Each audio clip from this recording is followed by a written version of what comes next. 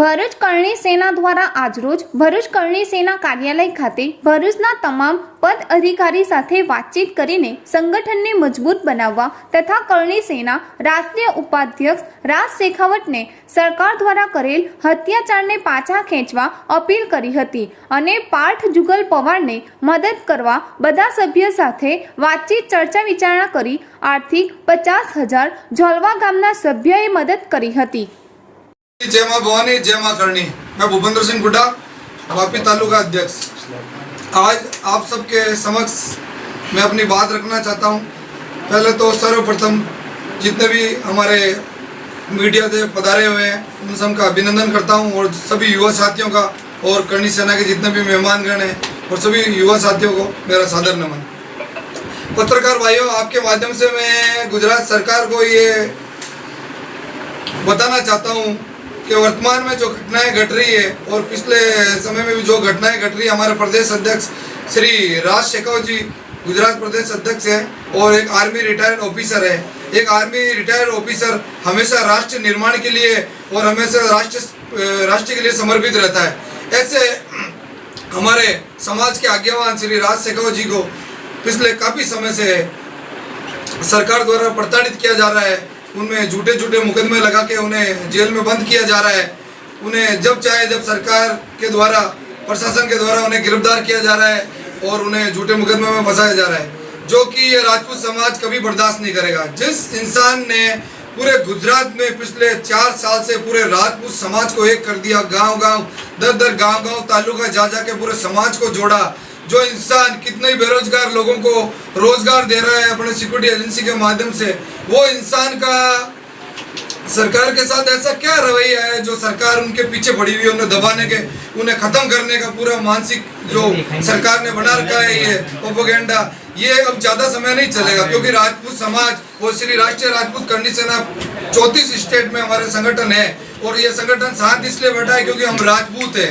राजपूत जो मिट्टी के पुत्र होते हैं, जो मिट्टी के लिए, मातृभूमि के लिए अपनी जान निछावर कर देते हैं। जो राजपूत समाज आज बॉर्डर के ऊपर ज्यादा से ज्यादा राजपूत समाज ये जो देश की रक्षा कर रहा है और हमने भी और हमारी संगठन ने भी पिछले 2 साल में कोरोना काल में हमारे राज शेखावत जी के नेतृत्व में वापी से लगा करके राजकोट से लगा के महसाणा तक पूरे गुजरात के अंदर सामाजिक सेवा दी है। लोगों को उनके घरों तक, गंतव्य स्थान तक पहुंचाया है, लोगों को उनके भोजन की व्यवस्था की है। ऐसे सामाजिक आदमी श्री राज शेखावत जी के ऊपर दिन प्रतिदिन सरकार द्वारा प्रताड़ित किया जा रहा है, उन्हें जेलों में बंद किया जा रहा है और आज कोई राजपूत समाज का कोई आज्ञावान या कोई नेता उनके लिए कुछ कहने के लिए तैयार नहीं है। पिछले काफी समय से संगठन शांत बैठा है और कोई भी ऊपर से आज्ञाकारी का किसी का भी कोई ऐसा संदेश नहीं है कि हमें क्या करना है क्या नहीं करना है। अब ये समाज और ये युवा चुप नहीं बैठेंगे। जल्द से जल्द अगर उन्हें रिहा नहीं किया गया तो ये राजपूत समाज दिखा देगा कि राजपूत समाज क्या है, करणी सेना की ताकत क्या है।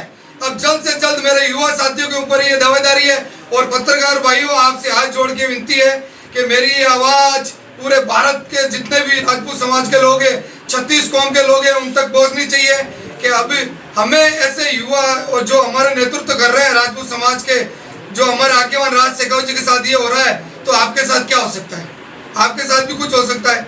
सरकारें ये कान खोल के सुन ले, ये राजपूत समाज ये बर्दाश्त नहीं करेगा। हम जब तक शांत है और जब हम अपने ऊपर आएंगे तो फिर सरकारों को, शासन प्रशासन की जवाबदारी होगी और हम ये मतलब गलत कुछ भी कदम नहीं उठाएंगे। आने वाले चुनाव में हम इसकी चोट देंगे, वोट की चोट से, जो राजस्थान में हमने किया था ना अनिल पाल केस में, वही हम इस बार करके बताएंगे। हम वोट से चोट करेंगे, गांव गांव जाएंगे, घर घर जाएंगे, हर आदमी को जोड़ेंगे और कमल का फूल, हमारी फूल ने हमें कहने पे मजबूर ना करें। हमारा सरकार के साथ कोई दुश्मनी नहीं है, कोई सरकार के साथ नहीं है। हमेशा राजपूत समाज बीजेपी का खास रहा है और बीजेपी का वोट बैंक रहा है, लेकिन हमारे ही नेताओं को अगर आप ऐसे दबाएंगे और इस तरह करेंगे तो हमें मजबूर होकर के ये कदम उठाना पड़ेगा। मेरे जो नया मंत्रिमंडल बना है, जो नए मुख्यमंत्री जी है, उनसे हाथ जोड़ के विनती है इस मामले में संज्ञान लेवे और जो हमारे राजपूत समाज के जो आज्ञावान है राज शेखावत जी, उनको जल्द से जल्द रिहा करें और पूरे नेतृत्व के आधार पे निचोड़ करके देखें कि क्या हो रहा है। पूरा उसकी पूरी जांच करवाएं, अगर कुछ गलती है तो ही सजा का पात्र बने, बाकी अदरवाइज ऐसे अगर हमारे समाज के आगेवान नेता को अगर परेशान किया गया तो ये करनी सेना 32 राज्य में है, पूरा गुजरात घेरेगी और यहाँ आंशिक धरना होगा। हमें भूख हड़ताल पे बैठना पड़े तो बैठेंगे और हमें जो भी रास्ता अपनाना पड़ेगा हमें अपनाना पड़ेगा।